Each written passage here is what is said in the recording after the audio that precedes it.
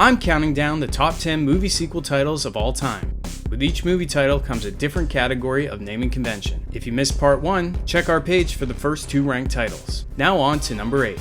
For the past couple decades, the most common sequel naming convention has been the colon plus subtitle.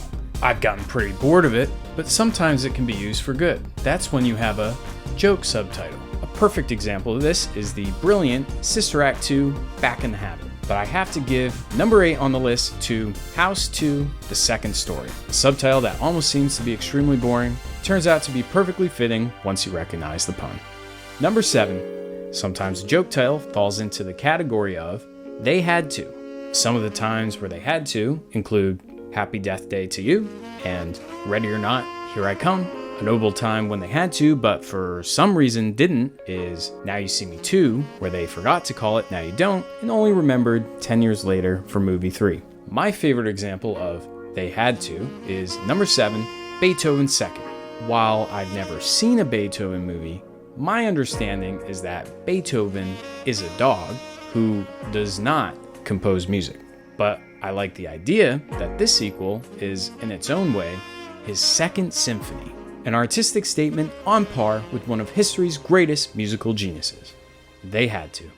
Number 6. Before numbers became popular, there was a trend I'll call, let's add a word or two. Universal loved this in the 30s and 40s. A more recent example is The Matrix Reloaded. The added word, reloaded, has a dual meaning. Reloading the computer program that is the Matrix. And also they shoot lots of guns, and guns need reloading. Plus the simple elegance of just adding one word rather than a blank of a blank kind of title.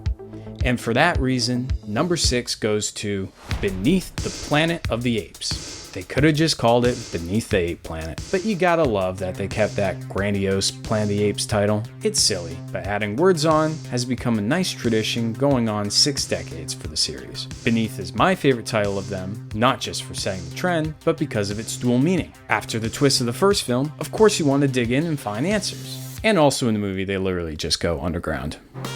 Number 5. While we have the classic Universal monsters still in mind, let's move on to the crossover title. These days, crossovers are fairly common, with people coming up with all new complicated ways to get across what used to be a simple idea.